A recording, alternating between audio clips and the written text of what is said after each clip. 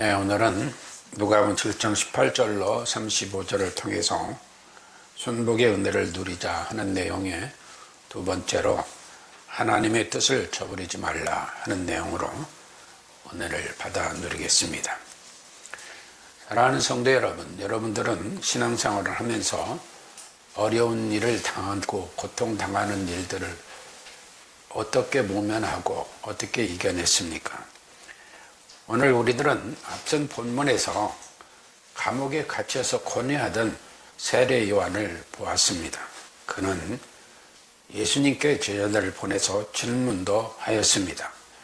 그때 예수님께서는 바리새인들, 율법사들을 예로 들면서 실족하지 말라는 말씀으로 제자들의 믿음을 붙들어 주시기도 했습니다. 이어서 오늘 본문은 요한의 제자들이 떠난 후에 예수님께서 무리에게 세례 요한이 어떤 사람인지, 또한 그를 바라보는 태도는 어떠해야 하는가를 말씀해 주십니다. 이 말씀 중에 우리 예수님은 세례 요한을 들어서 사명자의 길이 어떠한 길인가 하는 것들을 말씀해 주신 것입니다. 그러면서 예수님은 세 가지 질문의 형태를 들어서 말씀을 하십니다. 그 24절이 첫 번째로 요한의 보낸 자가 떠난 후에 예수께서 무리에게 요한에 대하여 말씀하시되 너희가 무엇을 보려고 광야에 나갔더냐? 바람에 흔들리는 갈대냐? 오늘날로 말하면 너희가 광야로 흔들리는 갈대를 보러 갔느냐? 뭐 어떻게 말하면 관광하러 갔냐? 구경하러 갔냐? 광야에 너희들이 무엇 때문에 갔느냐? 라는 질문을 던집니다. 그리고 두 번째로 25절에 그러면 너희가 무엇을 보려고 갔더냐? 부드러운 옷 입은 사람을 보려고 했냐? 아니면 화려한 옷을 입고 사치하는 사람들을 보려고 갔느냐? 그러한 사람들은 광야에 있는 것이 아니라 왕궁에 있다. 그러니까 세례 요한은 지금 광야에서 외치다가 감옥에 갇혔잖아요. 그런 상황 속에서 예수님이 이렇게 말씀하시는 거예요. 그러니까 사치하게 지내는 사람, 그런 사람들을 보면 왕궁에 가야지 광야에는 없다. 그러니까 광야에 왜 가는가, 또 광야에서 누구를 만났는가, 광야에서 무엇을 보고 무엇을 듣기를 원했는가라는 질문을 던집니다. 또한 세 번째로 26절에 그럼 너희가 무엇을 보려고 나갔더냐?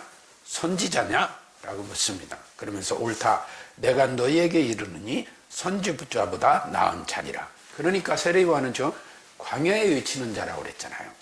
이게 광야에 가서 너희가 뭘 봤냐? 흔들리는 바람에 흔들리는 갈대냐? 좋은 옷 입고 좋은 음식 먹으면서 화려하게 살면서 사치 안에 사는 그런 궁정 사람들을 만나려고 광야에 갔냐? 그런데 세례 요한은 그렇지 않았다. 그는 선지자다. 그런데 그 세례 요한은 일반적인 선지자가 아니라 모든 선지자보다 나은 자다. 그러니까 세례 요한은 단순한 선지자가 아니라 특별한 사명을 가지고 온 사람이라는 거예요. 특별한 사람. 당시 사람들은 구경거리를 찾아 광야로 가기도 하고 했을지도 몰라요. 그래서 아마 그런 이야기를 하신 줄로 압니다. 하지만 세례 요한은 환경에 따라서 이리저리 흔들리는 갈대도 아니었고, 또한 그는 왕궁에서 화려한 옷을, 좋은 옷을, 좋은 음식을 먹고 안락함을 누리는 그런 사치한 생활을 하는 사람도 아니다 라고 하는 것입니다. 세례 요한은 하나님의 말씀을 전하기 위해 낙타토롯을 입고 석청을 먹으며 광야에서 가난하게, 예수님이 자주 거론하시는 말씀 뭐예요? 심령이 가난한 자 하듯이 성경이 가난한 자를 얘기하고 있어요. 그러니까 세례 요한도 광야에서 어떤 생활? 가난한 생활을 했어요. 가난한 생활. 그러면서 그러한 가난한 환경 속에서, 어려운 환경 속에서 그러면서 살았다 이 말이에요. 그러면서 뭘 먹었느냐? 메뚜기와 석청을 먹고 살았다. 지난 시간에 은혜 나눴습니다마는 메뚜기와 석청은 가난한 자들이 먹는 음식의 상징이에요. 그리고 약대토롯, 즉 낙타토롯을 입고 살았다. 그러면서 그는 그러한 가난과 고통과 고난 속에서 살아온 선지자다라는 걸 얘기하는 거예요. 그러므로 오늘날 우리가 진정한 신앙생활을 할 때에 우리 자신을 한번 돌아봐야 돼요. 만일 세례요한 같은 여건이 우리에게 주어진다면 우리는 그러한 상황 속에서 어떠한 감정으로 살아갈 것인가 할 때 어떠한 역경 속에서도 변하지 않는 하나님의 언약을 믿고 그 언약 안에서 세례요한이 사명자로 살아왔던 것 같이 그리스도인으로 살아가는 우리들이 되어져야 될 줄로 믿습니다. 또한 예수님께서는 27절에 보면 보라 내가 내 사자를 내 앞에 보내노니 그가 내 앞에서 내 길을 예비하리라 한 것이 이 사람에 대하여 한 말씀이라 하시고 28절에 내가 너에게 이르느니 여자가 낳은 자 중에 요한보다 큰 이가 없도다. 여자가 낳은 자 중에 요한보다 큰 이가 없도다. 그러나 하나님의 나라에서는 지극히 작은 자라도, 즉 극히 작은 자라도 저보다 크니라. 여기서 우리가 오해하지 말아야 돼요. 그러면은 우리는 예수님을 믿으니까 우리가 더 세례 요한보다 위대해? 아니에요. 그런 말 안 해요. 세례 요한은 선지자들의 예언대로 온 사람이에요. 그래서 마가복음 1장 1절 이하에 보면 하나님의 아들 예수 그리스도 복음의 시작이라 선지자 이사야의 글에 보라 내가 내 사자를 내 앞에 보내느니 저가 내 길을 예비하리라 하면서 3절에 광야에 외치는 자의 소리가 있어 가로되 너희는 주의 길을 예비하라 그의 첩경을 평탄케 하라 기록된 것과 같이 4절에 세례 요한이 이르러 광야에서 죄사함을 받게 하는 회개의 세례를 전파했다고 했습니다. 여기서 3절에 여러분들이 잊지 말아야 될 단어가 있습니다. 세례 요한은 단수잖아요. 한 사람이잖아요. 그런데 3절에 광야에 외치는 자의 소리가 있어 가로되 너희는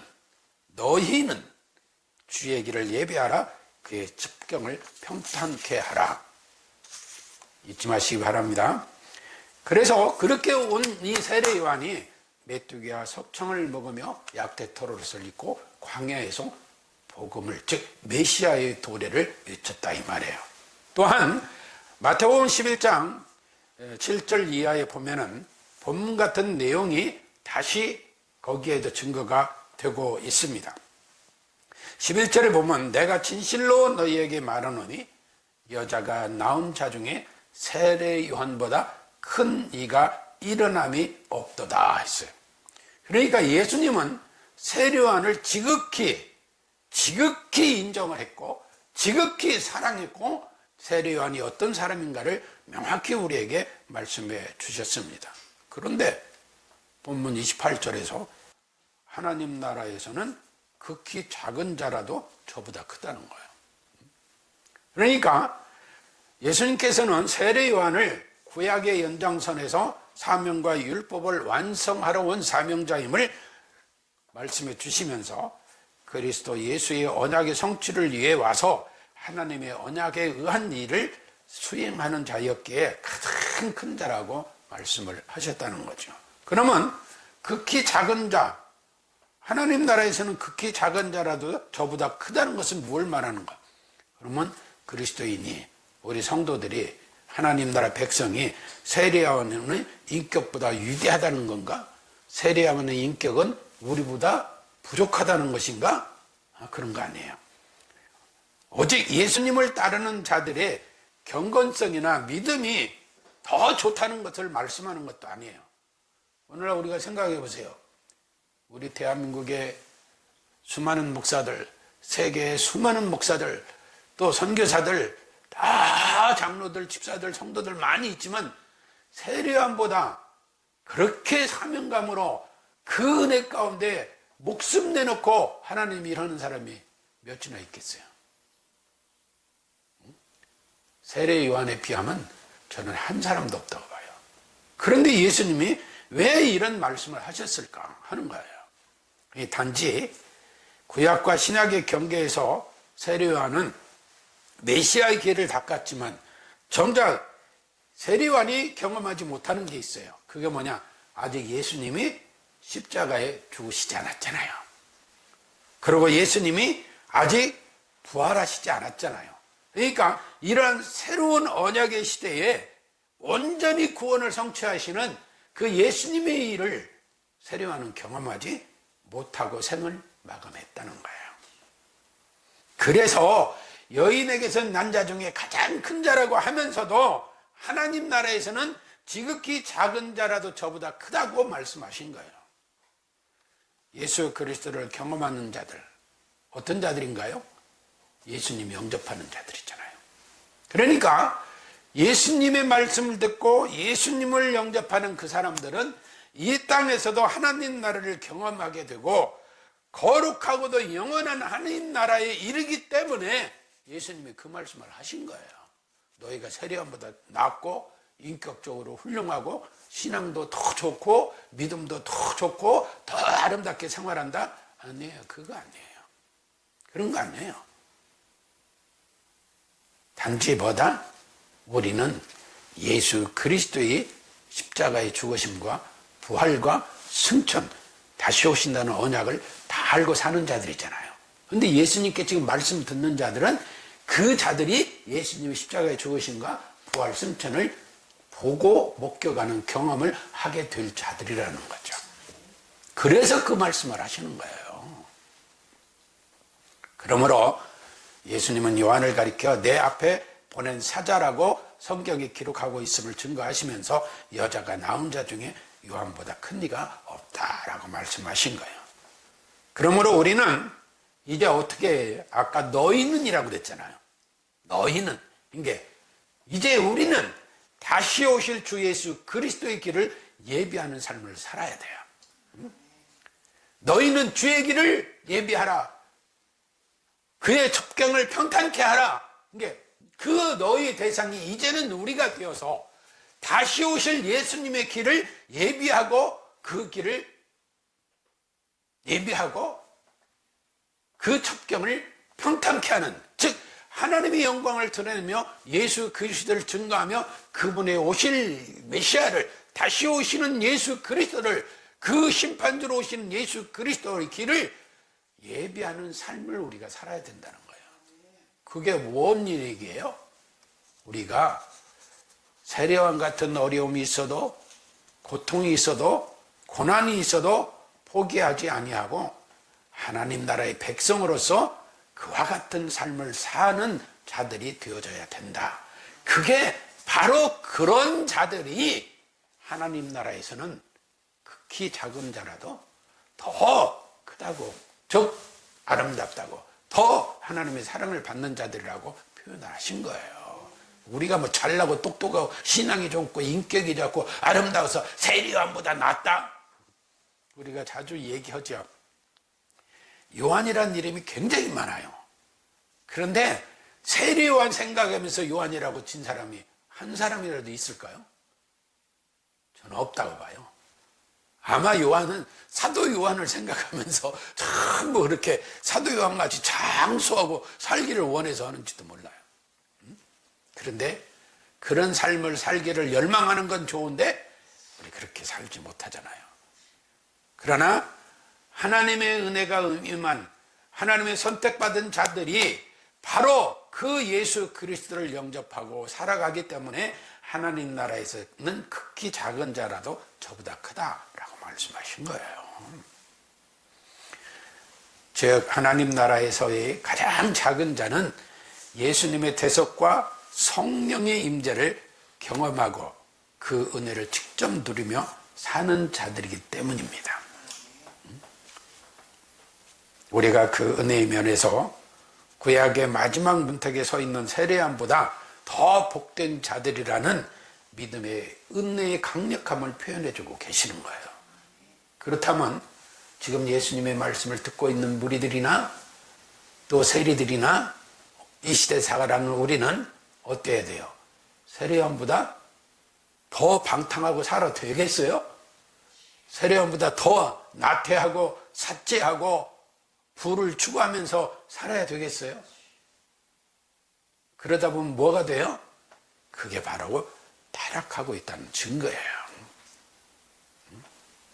그러므로 우리는 예수 그리스도로 말미암아 시작된 새 시대, 즉 복음의 은혜를 직접 누리고 성령의 도움 안에 살아가는 신앙적 특권을 누리고 있다는 사실을 인식하고 더욱 하나님 앞에 온유와 겸손으로 이웃을 섬기며 하나님의 뜻을 삶으로 보여주며 주님의 다시 오시는 주님의 길을 예비하는 우리들이 되어져야 될 줄로 믿습니다.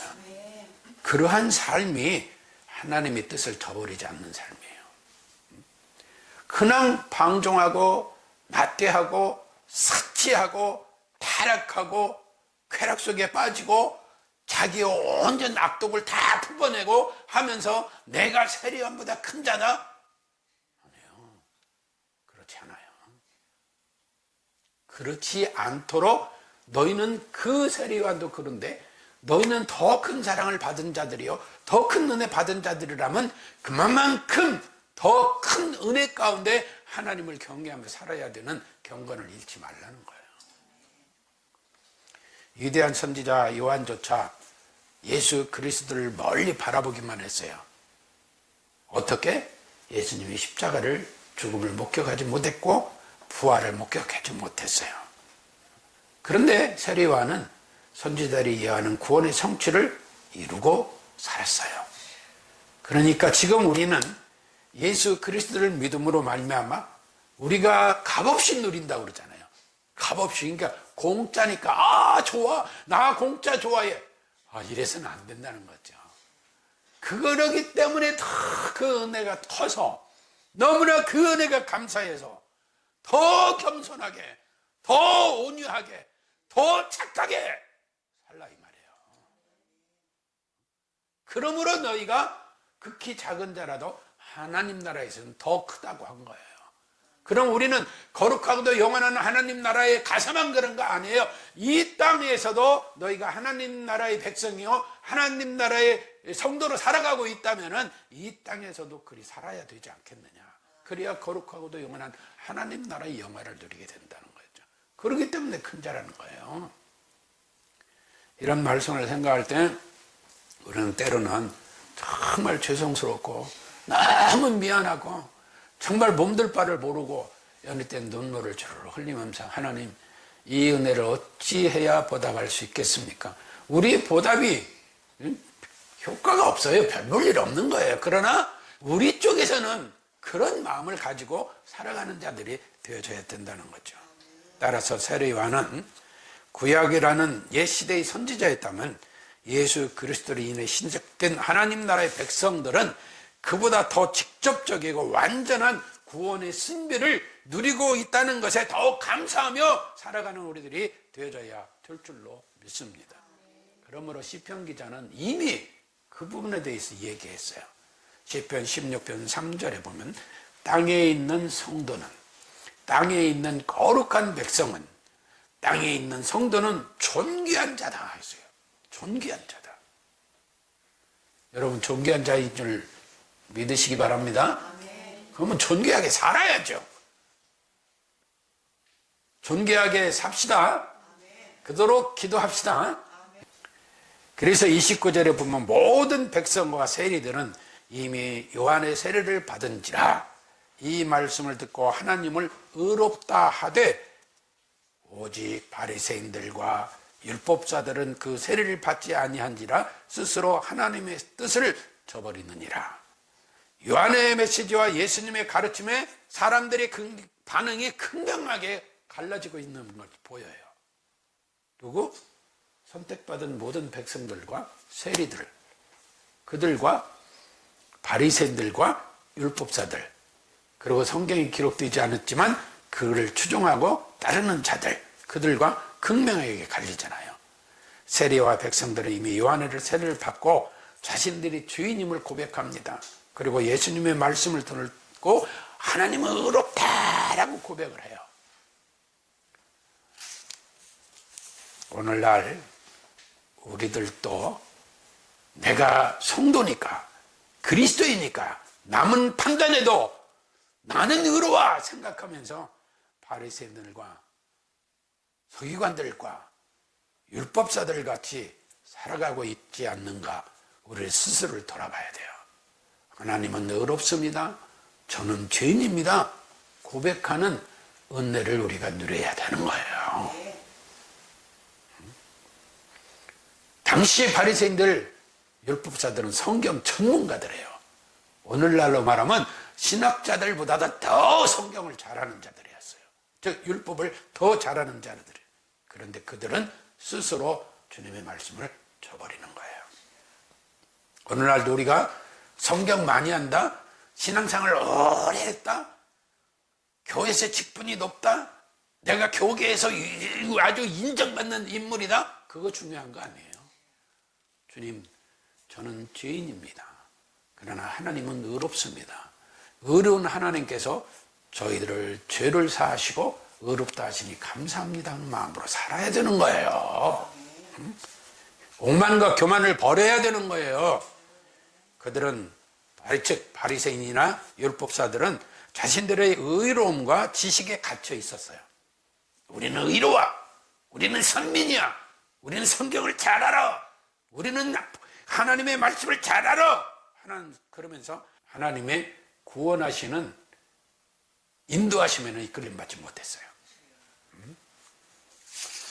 그러나 바리새인들, 율법사들이 이와 같이 하나님의 말씀, 즉 예수 그리스도의 말씀을 스스로 저버림으로 인해서 그들은 예수님으로부터 사실상 진노의 말씀을 듣고 있는 거예요. 그런데도 무감각했어요. 여기서 저버리다 이 표현 헬라는 아테테오라고 그래가지고 거부하다, 배척했다. 그것이 외부의 압력으로부터 때문에 배척하고 저버리는 게 아니라 스스로 거부했다는 거예요. 그런 의미예요.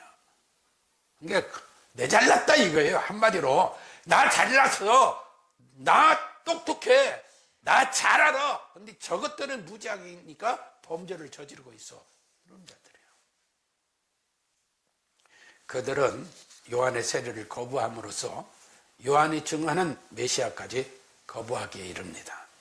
결과적으로 자신들을 향한 하나님의 구원의 초대를 스스로 무산시킨 격이 되었습니다. 그러나 선택받은 사람들, 곧 세리 등은 하나님의 뜻에 따라 회개하고 예수 그리스도를 영접했습니다.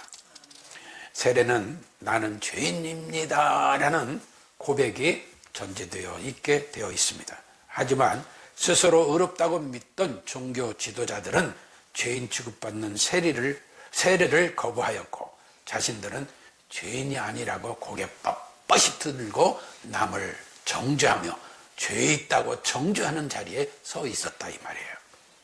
그들은 자신들이 정해놓은 율법의 전통과 체제를 고수하느라고 하나님께서 행하시는 일, 즉 요한의 증거와 예수님의 사역을 모두 거부해버렸어요. 그러므로 누가복음 11장 49절은 이하에는 이렇게 기록합니다. 이러므로 하나님의 지혜가 일렀으되 내가 선지자와 사도들을 저희에게 보내리니 그 중에 더러는 죽이며 또 핍박하리라. 창세 이후로 흘린 모든 선지자의 피를 이 세대가 감당하되 곧 아벨의 피로부터 제단과 성전 사이에서 죽임을 당한 사가랴의 피까지 하리라. 내가 너에게 이르노니 과연 이 세대가 담당하리라. 그러면서 52절에 화 있을진저 너희 율법사여 너희가 지식의 열쇠를 가지고 너희도 들어가지 않고 또 들어가고자 하는 자도 막았느니라 라고 말씀하십니다. 때로는 세례 요한이 정한 고난과 즉 감옥에 갇히는 고난 같은 이해할 수 없는 질병이나 고통 등에 우리도 처할 때도 있습니다. 그러나 여러분, 성도의 신앙은 내가 원하는 각본, 내가 원하는 계획에 하나님, 자 여기 내 각본, 내 계획서 있는데 여기다 하나님이 서명해 주세요. 그런 요구를 하는 게 아니에요. 그런 요구가 아니에요. 오히려 하나님의 말씀 앞에 온유하고 겸손함으로 주여 저는 죄인입니다. 하나님은 의롭습니다. 그러나 하나님은 우리를 구원해 주셨습니다. 우리가 그 은혜 가운데 사니 너무나 감사합니다.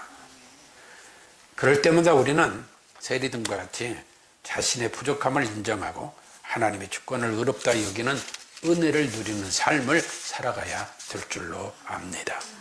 바리새인들이나 율법사들처럼 자신의 기준에 맞지 않는다고, 자신의 생각에 맞지 않는다고, 자기의 사상과 맞지 않는다고 하나님의 뜻을 저버리는 일이 없기를 바랍니다. 그러므로 우리가 우리의 생각보다 높으신 하나님의 뜻을 저버리지 말고 회개하는 마음으로 순복하는 은혜를 누리는 우리가 되어져야 될 줄로 믿습니다. 그러므로 이때 아까 말씀드렸죠. 마가복음 1장 3절 광야에 치는 자의 소리가 있어 가로되 너희는 주의 길을 예배하라. 그의 첩경을 평탄케 하라는 은혜를 이제는 이 시대 우리가 누리며 살아가야 될 줄로 믿습니다. 이 말씀은 이사야 40장 3절 이하의 내용의 성취의 말씀이에요. 우리가 주 예수 그리스도가 믿어지는 은혜로 주 예수 그리스도를 믿음으로 실족지 않고 하나님의 뜻을 저버리지 않고 하나님의 뜻을 따르는 은혜를 누리는 우리들이 되어져야 될 줄로 믿습니다. 아멘.